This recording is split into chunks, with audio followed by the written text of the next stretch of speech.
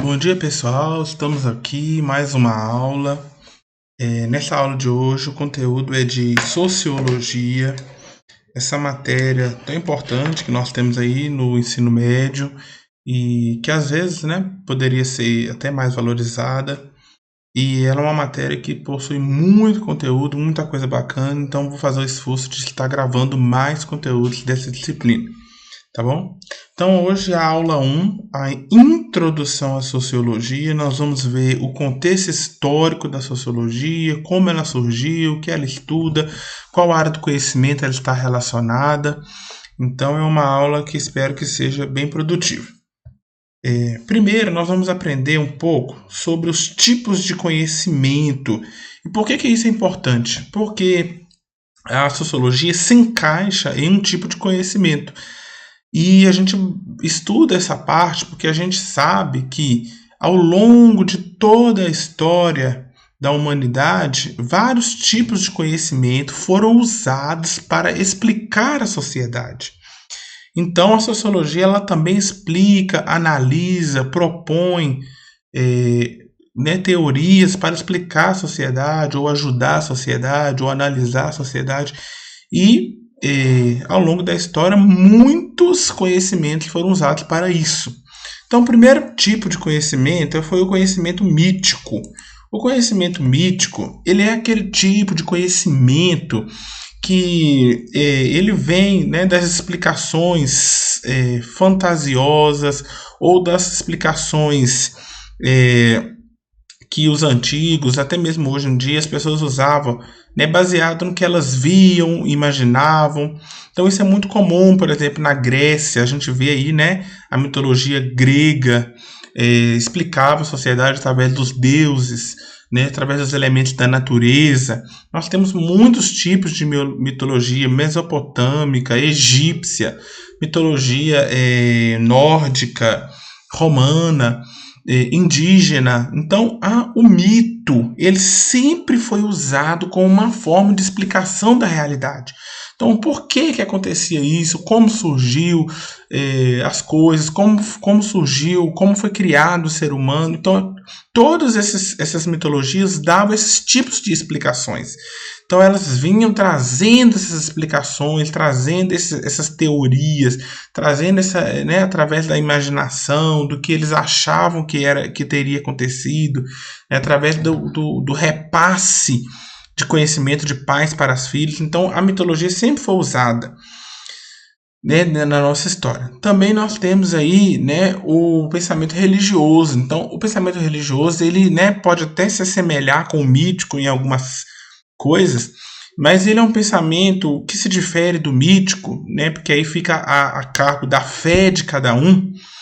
O que se diferencia geralmente é o nível de organização, porque o pensamento mítico ele é um pouco mais desorganizado, ele é mais livre, né? O ensinamento é mais livre ali, é um conhecimento repassado. E o pensamento religioso ele é mais sistemático, possui mais regras, possui mais regras de conduta, punição, líderes espirituais ali reconhecidos. Então, o pensamento religioso ele ainda é muito usado no dia de hoje, né? Ainda a religião ela não é uma instituição, né, como alguns pensadores aí falam, não é uma instituição em decadência. Não, a religião ela é extremamente usada ainda nos dias de hoje, né, tanto no Ocidente como no Oriente. Então, a religião ela ainda é forte e as explicações delas ainda são fortes e pregadas, né, com seu sistema de religioso, de recompensa, de punição. Então, o pensamento religioso é muito importante. Temos também o pensamento filosófico, que o pensamento filosófico ele surgiu ali justamente na Grécia, né, em conflito um pouco com o pensamento mítico. E o pensamento filosófico ele é o que? Ele vem para contrastar um pouco com com o mítico. Então ele levanta questões, ele levanta dúvida, ele levanta hipóteses, né? Ele não tem um propósito de explicar todas as coisas, mas de questionar muitas coisas. Então o pensamento filosófico ele foi muito usado, né? Aí na história da humanidade ainda é. Temos também o senso comum, que é o quê? O pensamento empírico, é o pensamento prático. Então a gente vê aí no dia de hoje, né, que o senso comum, ele é um pensamento prático, pensamento empírico, é aquilo que a gente é passado de geração em geração, às vezes está correto, às vezes não, né? Aquele pensamento que todo mundo fala, né? Chinelo virado para cima, a mãe morre. Manga com leite, mata, né? Um pensamento empírico errado, né? Que é transmitido errado. E tem o certo também, né? Que às vezes a avó fala, toma tal chá que é bom para tal coisa. E às vezes o chá é bom para aquilo, né? Mas ela não tem conhecimento científico, ela não sabe as propriedades físicas, químicas, mas através da prática ali dela, né? De tanto conhecer, de tanto praticar, usar. E ela tem esse senso comum, ela tem esse conhecimento prático ali. Então é aquilo que é passado para a gente de geração em geração, né? Às vezes é um conhecimento verdadeiro, às vezes não é, mas é tudo relacionado à prática, tudo é relacionado à transmissão de conhecimento diários, né? Entre as gerações aí. E por fim nós temos o conhecimento científico, que é onde a sociologia se encaixa, que é o conhecimento que vem da experimentação, né? Que vem de você olhar, praticar, de você certificar que aquilo é certo. Então, surge aí com a química, a física, a biologia, né? Foram as primeiras áreas a usar o conhecimento científico, mas isso se expandiu também para as ciências humanas. Então, hoje em dia, por exemplo, se você for uma área de estudo da sociologia, a pessoa pode perguntar assim para outra, né? Qual que é o nível de pobreza da cidade tal? Então, a pessoa não pode fazer uma opinião. Eu acho que a cidade tal é muito pobre. Não. Primeiro ela vai fazer o quê? Qual que é o critério de pobreza? O que se encaixa na pobreza? É quem recebe até tantos valores? É quem não tem água encanada? É quem não tem uma casa própria? O que é pobreza? Então, a partir disso daí, você vai fazer uma pesquisa também. Tá bom, quem que se encaixa nesse perfil? Qual que é a porcentagem? Como que eu vou saber disso? Se o governo não tiver isso anotado, eu vou ter que pesquisar, vou ter que investigar, vou ter que perguntar, eu vou ter que fazer um levantamento estatístico para depois chegar a uma conclusão, depois fazer uma análise. Então, a sociologia ela entra dentro do conhecimento científico, porque ela procura embasar suas opiniões baseado na ciência, na experimentação, como se diz? No verdadeiro, né? No fiel, e não no achismo. Então, esses são os tipos de conhecimento. Mudanças sociais. Agora nós estamos nesse tópico das mudanças sociais, e nós vamos ver por que são importantes as mudanças sociais nessa introdução à sociologia. Porque a gente tem que entender que a sociologia, ela é uma ciência relativamente nova. Ela toma forma ali no século XIX, né, aproximadamente 200 anos atrás. 200 anos são muitos anos, mas comparado à história humana, 200 anos são nada, né? É muito recente. Então a sociologia ela é muito recente e ela vem de mudanças que aconteceram na sociedade nos últimos anos. Então a sociologia ela vem das mudanças que aconteceram ali no final da Idade Média até a Idade Moderna, e essas mudanças rápidas que geraram tantas divergências, tantas mudanças ali na maneira de viver da população, acabaram transformando a sociedade de uma maneira muito intensa, que acabou propiciando o surgimento da sociologia, tanto para analisar quanto para propor alguma coisa ali para a sociedade. Então nós temos aqui, primeiro tipo de mudança que ocorreu ali foi a mudança cultural. Então nós temos que entender que a Idade Média passava por um momento de domínio da fé. Então a Idade Média ela foi uma época, né, durou ali aproximadamente 1000 anos, entre alta e baixa Idade Média, em que houve uma mudança significativa na maneira de viver. Então as pessoas ali com a queda do Império Romano, lógico que nós vamos falar mais da parte europeia e ocidental, porque a parte oriental a gente tem menos acesso e conteúdo. Então a Idade Média, ali, na parte ocidental, com a queda do Império Romano, com as invasões bárbaras, as pessoas elas vão sair da cidade e ir para o campo. Então, a gente ouve muito falar, né, na atualidade do êxodo rural, que é a saída do campo para a cidade. Nessa época, né, no final da Idade Antiga, ali, com a queda do Império Romano, foi o contrário. As pessoas saíram da cidade e foram para o campo. E começaram a construir feudos, né? Daí vem o nome feudalismo.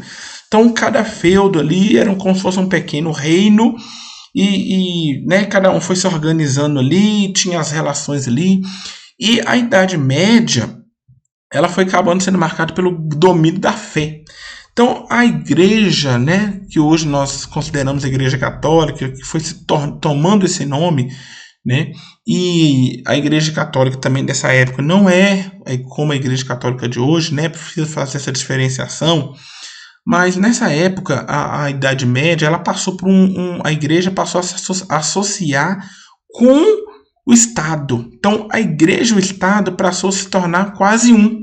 Então, os reis, né, a única coisa que se manteve quase que igual, quase que unificada entre todos esses feudos separados, era a religião, né, que se tornou o cristianismo ali a religião principal. E os reis faziam, né, uns contratos ali com a igreja, né, a igreja prestava apoio ao rei e o rei trazia também apoio à igreja.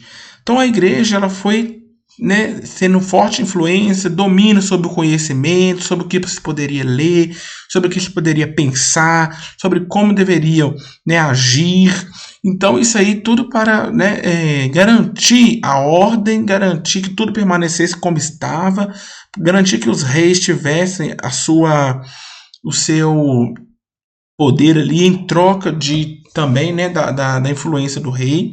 Então a Idade Média foi um domínio da fé. Então, depois disso veio o Renascimento.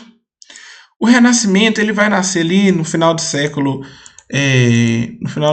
XV, 1400 e pouco, e no início do século XVI, 1500 e pouco, e ele vai sofrer profundas mudanças, vai causar profundas mudanças na sociedade. Ele vai causar mudanças na arte, então a literatura vai sofrer mudanças, Shakespeare vai nascer nessa época, Michelangelo, Leonardo da Vinci, Rafael, Dante de Alighieri. Então esses grandes escritores, grandes escultores, grandes pintores vão surgir nessa época, mudando a forma como as pessoas liam, mudando a forma como as pessoas apreciavam a arte, mudando a forma como as pessoas ouviam música, mudando a forma como as pessoas enxergavam a sociedade através das artes. Também a grande mudança na ciência. Nessa época, a ciência ela vai bater muito com as explicações da igreja, porque a igreja, né, trazia uma explicação ali mais simplista, e as ciências vão surgir nessa época.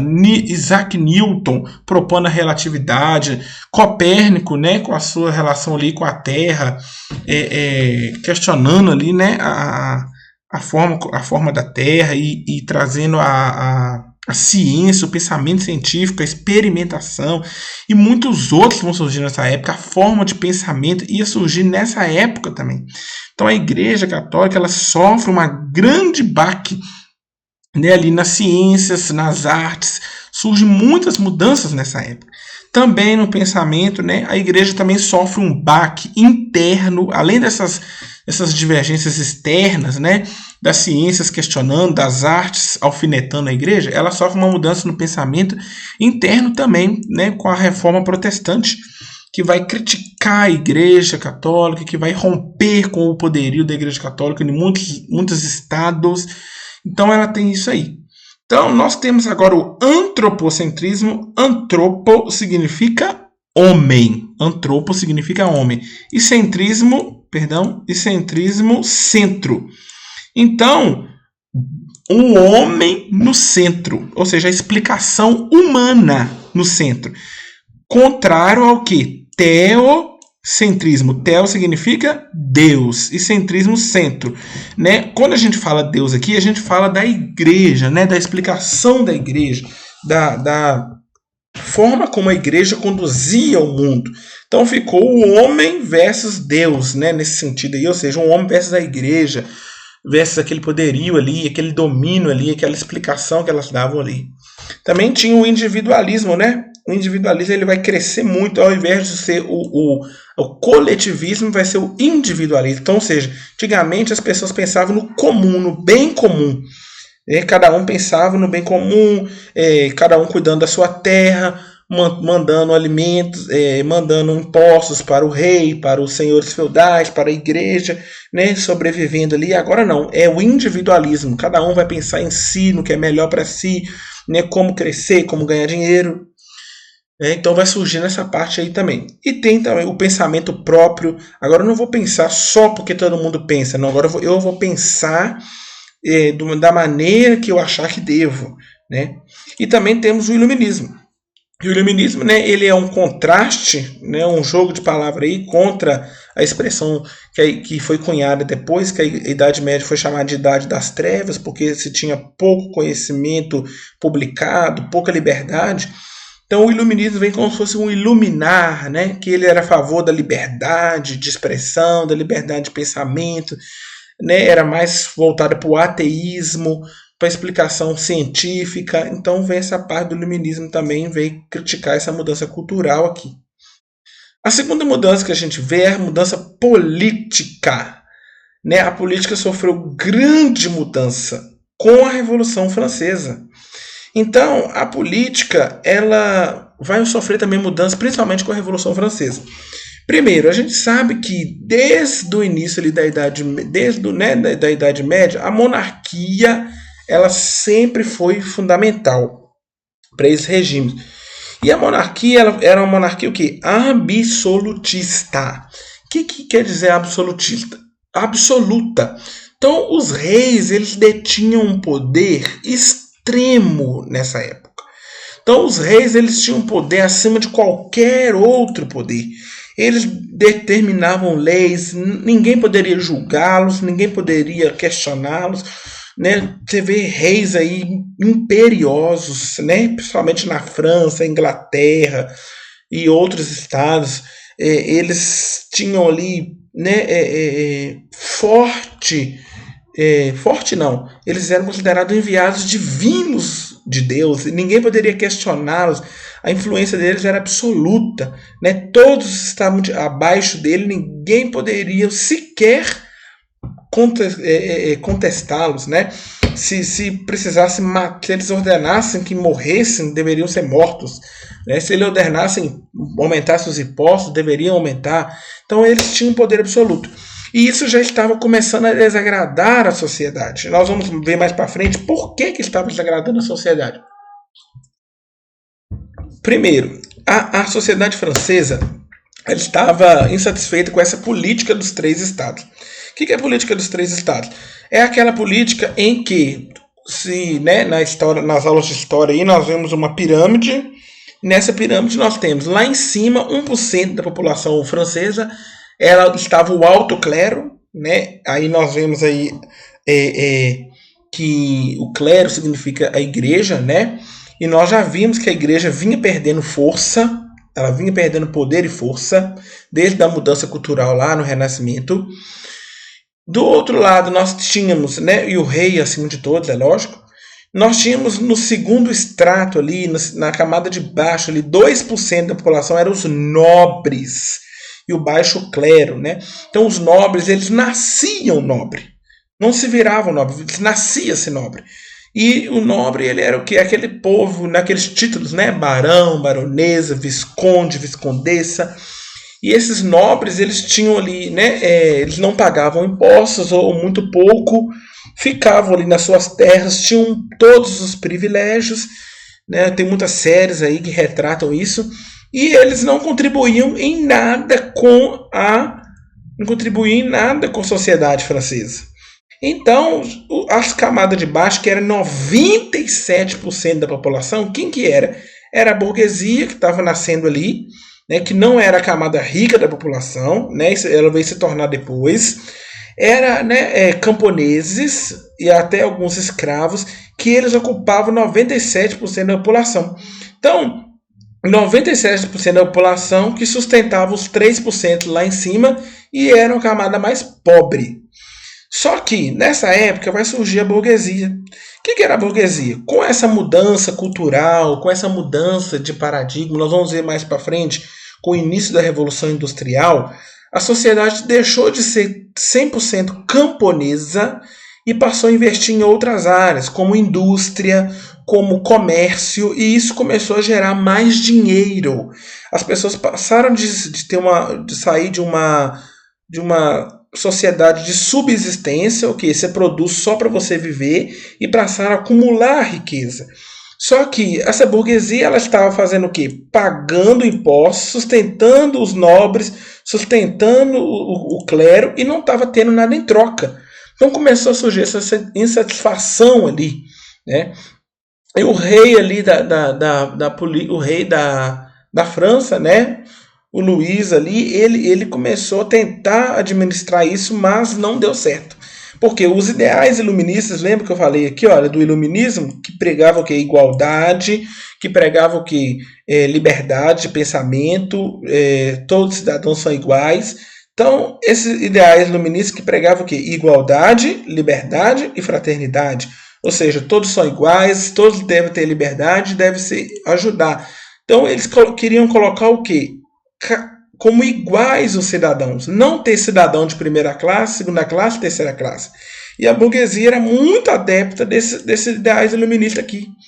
Então, a burguesia ela se levantou forte na França. Né? E eles fizeram o quê? Uma revolução sangrenta. Né? A revolução da Revolução Francesa foi uma revolução sangrenta. Começou ali, né, no ano de 1789, durou 10 anos. Né? Começou com a retirada do rei do poder, a retirada do alto clero, a venda das terras do clero, né? A retirada dos títulos de nobreza, até culminar ali, né, na morte do rei Luís XVI, ali da rainha Maria Antonieta, todos decapitados, né? Depois eles mataram muitas pessoas durante a Revolução Francesa, o Terror Vermelho. Então a Revolução foi uma reforma muito sangrenta, muito difícil de lidar. Foi uma revolução que provocou muitas mortes. Mas aconteceu uma coisa, uma mudança política forte. Por quê? Com a Revolução Francesa, mandou um recado para os outros estados. Qual foi o recado que mandou para os outros estados, para as outras nações? O rei não é absoluto, não pode fazer tudo o que ele quer. O povo tem todo o poder. E eles começaram também, né, a valorizar a política dos 3 poderes, proposta ali por Rousseau, né, que é judiciário, o legislativo e o executivo, né, a contrabalancear os poderes, né, nenhum poder deve ser absoluto, e isso começou a se espalhar pelo mundo, né? Nós tivemos na mesma época aqui a Inconfidência Mineira, né, nós tivemos também depois, né, uma pressão depois da Revolução Francesa, nós tivemos uma pressão pela libertação, né, pela independência das colônias, por exemplo, aqui na América Latina, a independência do Brasil, a independência dos estados da Espanha, né, todos os nossos Simão Bolívar, aqui os nossos vizinhos aqui, a independência deles, né, uma crítica à escravidão começaram a se intensificar, né, por causa do ideal de igualdade, liberdade. Depois começaram a ter, né, uma pressão pelo voto, uma pressão pelo parlamento, começaram a surgir outros tipos de liderança, né, a república começou a tomar força, tudo isso vindo da Revolução Francesa, né? Os sistemas de governo, presidencialista, semipresidencialista, parlamentarista, tudo surgiu através da Revolução Francesa, porque ela mandou um recado para o mundo, né, logo após isso aqui. Então, a política também, a forma de se fazer política, a forma de se governar também mudou. E por último, nós temos a mudança econômica, que é com a Revolução Industrial. Primeira coisa que nós temos é o cercamento dos campos, esqueci de pôr uma vírgula aqui, né, cercamento dos campos, que era o quê? Com o crescimento ali da burguesia, começando a vender, começando a surgir as indústrias, né, desde a indústria têxtil ali, produzindo ali suas pequenas máquinas, ainda manuais, né, crescendo ali, vendendo mais coisas, começou a surgir a política de cercamento, né, a política, que é a política de cercamento? A venda de terras. Então as terras começaram a se tornar privadas. As terras que antes era comum a todos, lembra que eu falei aqui, olha, do coletivismo, né? Antes era coletiva, a terra era comum a todos, agora é individualismo, as terras passaram a ser o quê? Individuais, passaram a ser propriedade de uma só pessoa. Então aquele camponês que morava lá, que cuidava do campo, aquele camponês que vivia do campo, ele ficou sem ter como trabalhar, sem ter como subsistir. E ele começou a fazer o quê? O êxodo rural. Êxodo significa saída. Sair do campo. E começou a ir para a cidade, porque as cidades começaram a se desenvolver. Nas cidades começaram a surgir as indústrias, era onde que tinha matéria-prima, água, minério, para que fosse usado ali nas fábricas, né? Começaram a surgir as invenções, a máquina a vapor, outros tipos de máquina, moinhos, e começou a fazer o quê? A mecanizar as indústrias. Então as indústrias passaram a ser o quê? Mecanizada, a ter o quê? Né? Máquinas ali para trabalhar, e os trabalhadores foram para tentar se adequar a essa nova realidade, né? Conseguir empregos. Agora o emprego era assalariado, não era mais aquele emprego de subsistência, de plantar e colher, não. Você vai trabalhar e receber um salário, né? E isso, né, foi o início da Revolução Industrial. Então, tudo que nós temos hoje, né, tecnologia, internet, IA, luz elétrica, tudo isso veio da Revolução Industrial. Mas ela cobrou preço muito alto também, principalmente no início. Por quê? Começou a se inchar as cidades. Não tinha emprego para todo mundo e não tinha lugar para todo mundo. Nós vamos ver, né, que na França, a Inglaterra, ali no século, principalmente a Inglaterra, né? A Inglaterra é o berço da Revolução Industrial. A Inglaterra ali, mas a França também e outros estados, a gente vê que as cidades que tinham ali 10, 15 mil habitantes passaram a ter em menos de 100 anos 1 milhão, 2 milhões, até mais de habitantes. Então foi um crescimento muito rápido, né? Então as cidades ficaram inchadas porque elas não tinham como as cidades não tinham como receber esse tanto de gente. É a mesma coisa de você querer, né, colocar uma cidade como São Paulo, Belo Horizonte, em uma cidade do interior. Então não vai ter casa para todo mundo, não vai ter saneamento básico para todo mundo, não vai ter alimento e moradia para todo mundo, né? As pessoas essa época vai ser uma época, né? Você pode pegar os filmes aí na Inglaterra do século XVIII, início do século XIX, você vai ver, né, muita pobreza, muita sujeira, não tinha nessa consciência de usar usar os meios, usar a matéria-prima com sabedoria, né, pensando no meio ambiente. Isso aí não existia na época, né? Então as cidades foram inchadas, era comum o alcoolismo nessa época, né, porque as pessoas se sentiam frustradas, depressão, suicídio, né, a prostituição ela foi muito recorrida nessa época, e outros tipos né, tentando conseguir dinheiro ali. E também o trabalho fabril, né? No início ali o trabalho fabril ele não era bacaninha como nós temos hoje, né? O trabalho nas fábricas ele era extremamente duro, com jornadas muito extensas de trabalho, 12, 16 horas por dia, né? Salários muito baixos, porque você tinha muita mão de obra. Então, se a pessoa não aceitasse o salário, podia mandar ela embora, tinha 100 ali. Né? As fábricas não tinham segurança do trabalho, então as pessoas se acidentavam, se machucavam, a aposentadoria não era uma realidade, né? As pessoas inalavam muita fumaça, morriam cedo, não tinha aquela segurança. Crianças trabalhavam nas fábricas, mulheres faziam serviços pesados, homens trabalhavam em minas de minério e não tinham segurança, às vezes minas desmoronavam, né? Era uma realidade muito dura ali. Né, essa mudança econômica, hoje nós vemos os benefícios, mas ela ainda, né, ela foi muito dura para essas pessoas aqui nessa época, né? Então a gente precisa entender isso, gente, né? Acabando aqui, thank you, né? Muito obrigado. A gente tem que entender isso, né? Que essas várias mudanças mudaram demais a sociedade, fizeram com que a sociedade se transformasse de uma maneira rápida, corrida, muito mais do que na história da humanidade toda junta. E além disso, né, ela acaba se tornando a sociedade um pouco perdida, né? Então a gente tem que entender, por exemplo, por que os autores, primeiros autores, como Marx ou Durkheim, eles fazem uma análise, igual Marx, uma análise ruim, né, do trabalho, de exploração e tudo, porque ele viveu nessa época aqui, né? Então ele foi influenciado por essa época. Então a gente vê que nessa época vão surgindo ali, né, na sociologia se levanta para tentar trazer uma análise, fazer uma explicação ali dessa sociedade, né, fazer entender essas mudanças que aconteceram, como essas mudanças afetaram a sociedade, como essas mudanças interferiram na sociedade, como a sociedade pode usar essa mudança a seu favor, né, entender, propor teorias, propor análises, propor soluções ali para essas coisas, né? O que foi benéfico, o que foi maléfico, o que deve ser evitado, o que deve ser promovido. Então a sociologia surge nessa época aí, né? Juntando essas muitas mudanças econômica, política, cultural e tentando fazer um apanhado ali, né? Cientificamente, com conhecimento científico, para tentar ajudar e explicar a sociedade. Tá bom?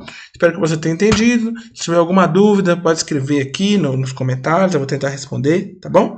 E a gente se vê na próxima aula, se Deus quiser. E muito obrigado a todos.